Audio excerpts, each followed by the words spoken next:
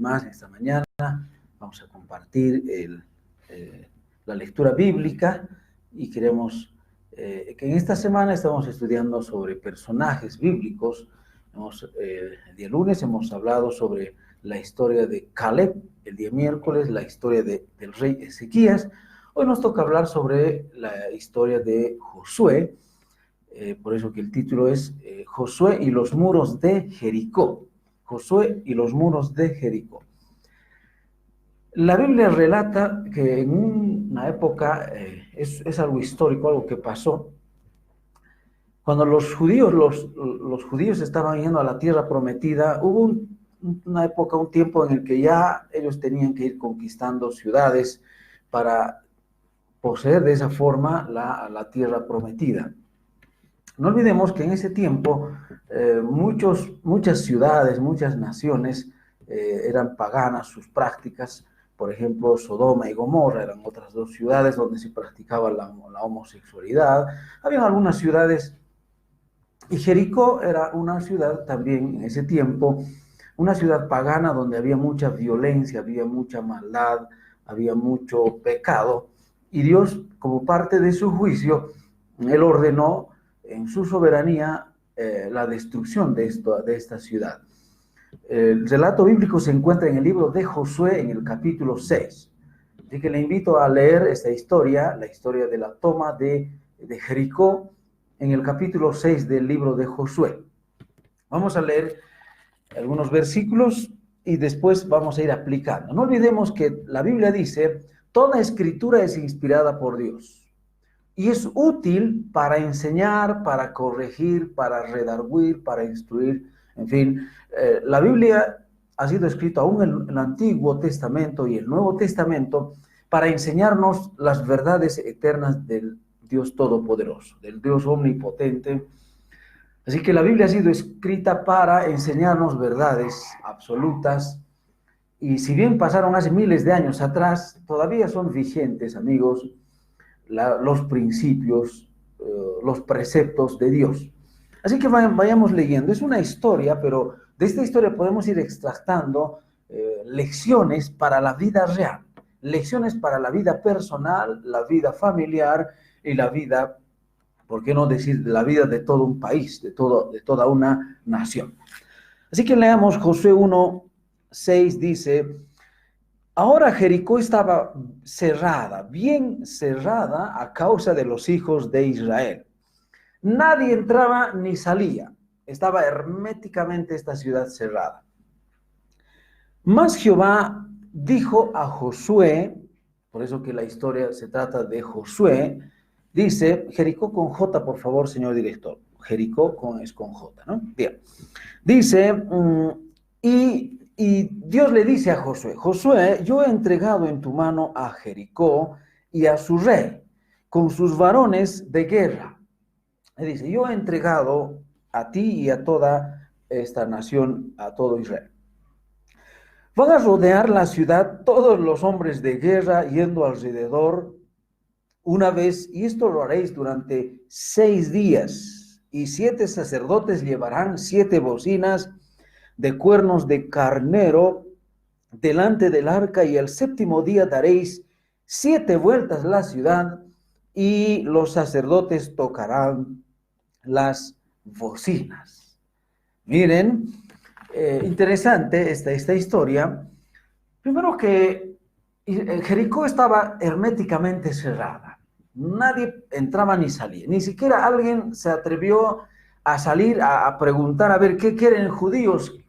¿Ustedes qué están buscando? O intentar por lo menos o hacer la paz, o tratar de hacer una negociación de paz. Ni el rey, ni los habitantes, nadie habían cerrado las puertas y estaban armados hasta, como alguien diría, hasta los dientes. Y Jericó, y era un lugar, una zona difícilmente ingresada, así que era imposible, humanamente hablando, conquistar esa ciudad. Esto, de esta historia, de esta primera parte, ¿qué podemos aprender, queridos televidentes? En nuestras vidas, muchas veces, aún en nuestra vida personal, Hay situaciones en las que uno no puede salir aunque quisiera, es decir, no puede ingresar. Hay muros en nuestra vida donde usted y yo no podemos atravesar. Quizá nuestros prejuicios, probablemente nuestras ideas equivocadas, probablemente algo que nunca podemos nosotros lograr ingresar, aún en la vida personal, en la vida familiar. Quizá, amigos, usted y yo, nosotros mismos nos hacemos muchas veces los muros y difícilmente podemos lograr entrar. Pero el consejo es que sí podemos hacer con la ayuda de Dios, podemos hacerlo. Y aún podemos aplicar a la situación actual que nos estamos encontrando, queridos amigos. Saben que nuestro país está, todos sabemos que nuestro país está estamos pasando momentos muy difíciles, humanamente hablando, difíciles de solucionar. Unos dicen una cosa, otros dicen otra cosa. Nuestro gobierno se cierra, a su vez hay muertes, hay enfrentamientos, en fin, uno dice, pero ¿qué va a pasar? ¿Qué va a hacer? Pero saben, amigos, saben, queridos señores y señoras, Dios sí, con Dios Dios puede solucionar aún los problemas imposibles humanamente hablando, ¿sí? Pero existen muros. Lo cierto es que existen muros en la vida personal, en la vida familiar, o en la vida de la iglesia, pero también en la vida de toda una nación. Así que nadie se atrevió a salir ni a entrar. Estaban armados hasta los dientes. Era imposible humanamente hablando. Bien. Pero la Biblia dice que en Hebreos 11:30 dice, por la fe cayeron los muros de Jericó. Repetimos, por la fe cayeron los muros de Jericó. ¿Será que la fe es importante? Claro que sí, la fe es muy importante. Pero sigamos leyendo. Bueno, Dios había dado instrucciones. Dios tranquilamente podía haber dicho, bueno, dar instrucciones militares, quizá de una táctica o táctica militar, es decir, rodearán y harán una emboscada, entrarán, lucharán, pelearán, en fin. Humanamente hablando, quizá usted y yo podríamos haber planificado así. Pero no, los métodos de Dios, amigos, la segunda lección que aprendemos es, los métodos de Dios no son siempre iguales a los nuestros. Los métodos de Dios en la solución de los problemas, de las dificultades, en la caída de los muros, de nuestros muros, muchas veces no siempre son los muros reales, pero para algunos sí, aunque los muros sí pueden ser reales, pero no siempre. Los métodos de Dios no son iguales a nuestros métodos. ¿Saben qué dice la Biblia? Mis caminos, dice Dios, no son vuestros caminos. Mis pensamientos no son como vuestros pensamientos. Los míos son más altos, dice Dios. Yo tengo propósitos, dice el Creador, mucho más altos que los que ustedes tienen. Y saben que la modalidad era que los judíos tenían que ir en grupo, bien ordenados, por cierto, no en desorden. Otra cosa que aprendemos es que el orden. Dios siempre es un Dios de orden. A lo largo de la Biblia encontramos, aún en su creación, el Dios de orden. Bien, ¿saben? Tenían que ir en una fila, por delante tenían que ir los hombres de guerra, por delante, y en la mitad tenían que ir los que llevaban el arca del pacto. ¿Saben que ahí estaba la presencia de Dios? El arca del pacto. Estamos leyendo Josué capítulo 6, versículo 6 ahora. Del versículo 6 al versículo 12, usted va a encontrar en su Biblia, se menciona 7 veces el arca de Dios, el arca del pacto. ¿Por qué será que aquí Dios, el Espíritu Santo, ha inspirado a Josué para que escribiese, haciendo hincapié en el arca de Jehová, en el arca del pacto, el arca de Dios? El arca de Dios en ese entonces representaba o mostraba la presencia de Dios, la presencia de Dios. Tercer principio que aprendemos, tercera lección, amigos. Cualquier cosa que usted y yo emprendamos en este mundo, debe siempre estar la presencia de Dios, aún en los conflictos de nuestro país.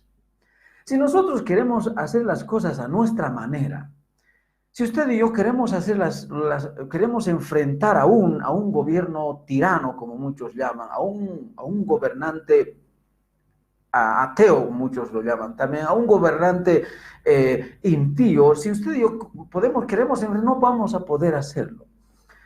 Solamente Dios, a la manera de Dios, ¿sí? A la manera, solo el Creador, escuche, sus preceptos, sus principios. Habíamos dicho que nuestra lucha, Efesios 6:12 dice, y vamos a repetirlo, dice, nuestra lucha no es contra sangre y carne, no lo olvidemos, no es contra otro ser humano, sino contra principados, contra potestades, contra huestes espirituales, contra gobernadores de las regiones celestes, es decir, contra los poderes del mal. Satanás y sus demonios son los que controlan, y esto ya varias veces lo hemos dicho. Los muros de Jericó, queridos televidentes, representan a los muros, a las fortalezas de Satán. Si leemos en el capítulo, en segunda de Corintios, vamos a leer capítulo 10, verso 4, leamos, por favor. Las historias bíblicas siempre nos hablan de un significado espiritual en este mundo. ¿Sí? Si bien han sido historias reales, pero nos tienen un mensaje espiritual para la vida real. Es decir, la guerra espiritual. Muchos lo llaman así. La guerra espiritual. Muchos creen que la guerra espiritual es salir, gritar al diablo, o decir, no sé, palabras así, muchas cosas a Satanás, así, ¿no? Amigos, esa no es la guerra espiritual. La guerra espiritual básicamente se combate a través de la oración. La oración. Para muchos el ayuno, ¿sí? Es muy útil. De llenarse de Dios, de pedir el perdón de Dios. Ya hemos dicho que para romper fortalezas, usted y yo necesitamos consagrarnos a Dios, buscar a Dios, pedirle perdón a Dios. Entonces así podremos vencer. Dice, someteos a Dios, resistid al diablo, así dice la Biblia, y el diablo huirá de vosotros. Primero uno debe siempre someterse a Dios, basarse en sus principios, usar los métodos de Dios, no nuestros métodos, ni los métodos seculares. Así nunca vamos a vencer la batalla espiritual.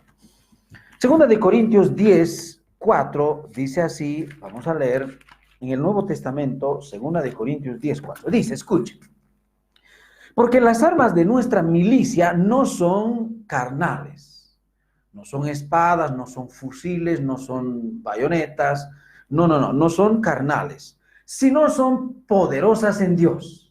¿Ve? La mejor arma, querido amigo, es los principios de Dios. La Biblia, por ejemplo, es el arma de Dios. La fe, la salvación, la armadura de Dios.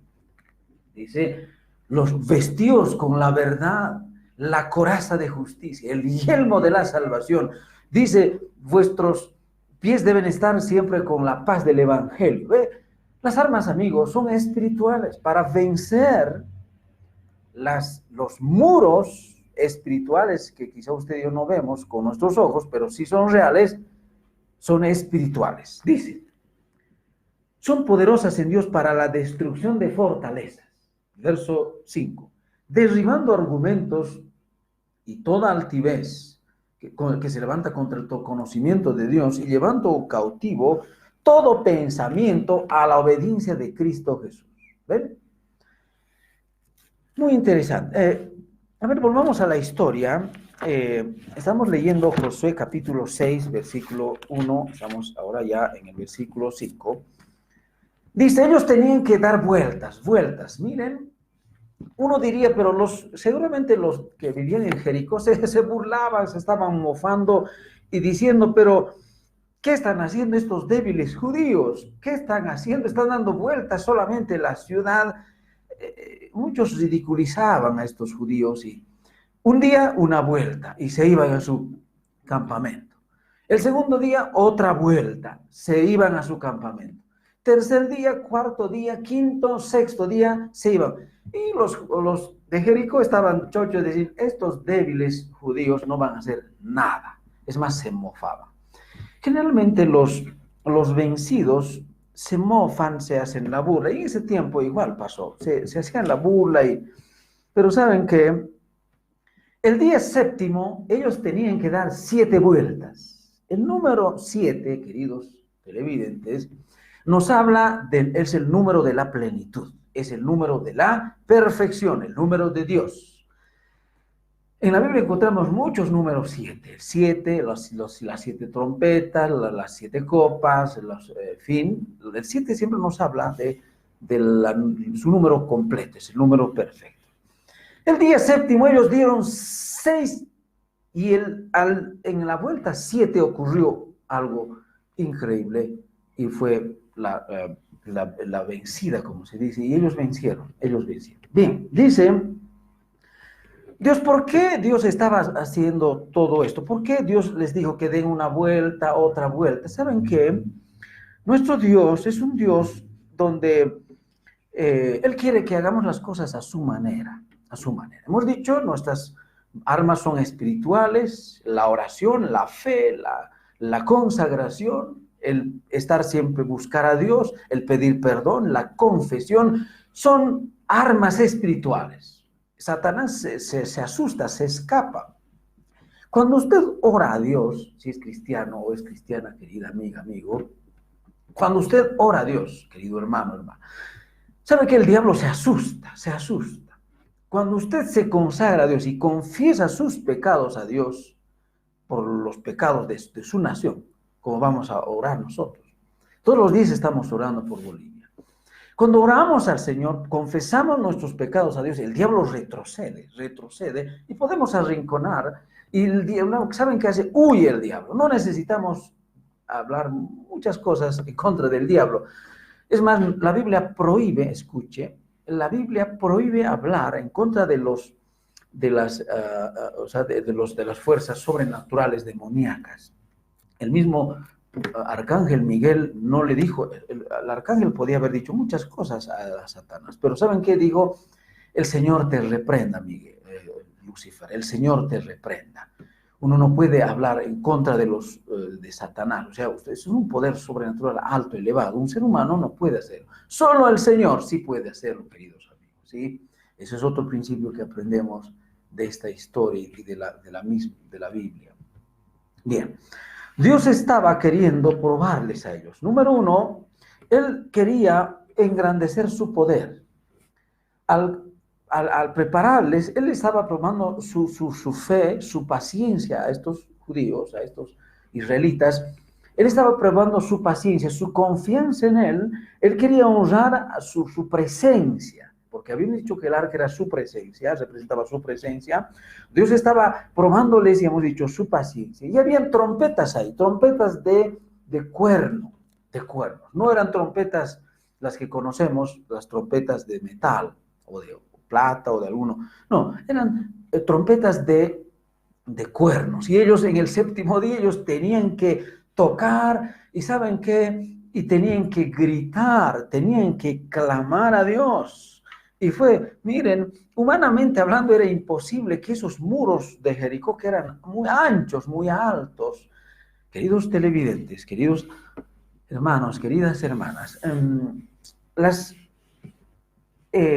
lo infranqueable, es decir, lo impenetrable para el ser humano, para Dios sí es posible. Uno puede ingresar, puede haber. Si la mano de Dios está en todo esto, aún en nuestras vidas, ¿cómo está su familia, querido amigo, amiga? ¿Cómo está? ¿Cómo están nuestras familias? Habrán dificultades difíciles de solucionar, pero con la ayuda de Dios sí podremos vencer. Dice, volvamos entonces, Josué 6 dice, y los hombres armados iban delante de los sacerdotes, tocaban las bocinas. Entonces, dice Josué, el día séptimo, dieron 6 vueltas, y en la vuelta 7, Josué les dijo, gritad porque Jehová ha entregado la ciudad ahora pueden gritar a todo pulmón. Ellos gritaron. Algunos científicos creen que los muros de Jericó se cayeron. ¿Saben por qué? Por el grito de los israelitas de ese tiempo. Pero creemos que no. Pero un grito clamoroso hasta puede hacer temblar. Demoran muchos y saben que ellos gritaron. Era un grito de victoria, no era un grito de socorro, como decir, ¡ay, estamos! No, era un grito de victoria.